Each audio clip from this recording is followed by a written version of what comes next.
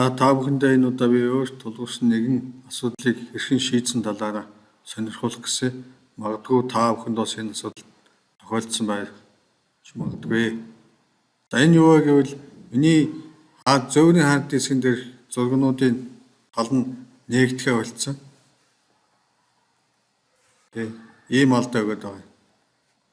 Та бүхэн бас ингэж зураг нээж үзэх гэхээр өмнө хадгалаад авсан каталогууд доторх зургнууд чинь нээгдэхгүй иймэрхүү алдаанууд гарч ирсэн бол яаж засах талаар бас та бүхэн сонирхоод үзээрэй. За энийг яаж зассан бэ гэвэл хард дискийнхээ алдааг засах замаар ерөнхийдөө асуудлыг шийдсэн байгаа. За хард дискний алдааг яаж засдаг вэ гэвэл start system-ийнхаа run гэдэг командыг ажилуулад cmd гэж бичиж хагаад cmd команд ажилуулад бүгдээр энэ дээр команд бичнэ.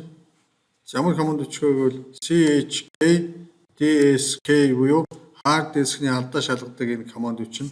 За одоо би аль хард дискнийхаа шалгах гэж байгаа гэдгээр харж агаад үсгийг тавьчихна. Жишээлбэл миний зөвхөн хард EG гэсэн хоёр үсгээд орж ирсэн байгаа.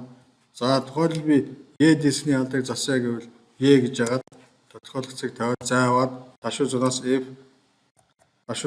F зааваад ташуу зураас R гэж бичээд энтер дарах жишээ нь.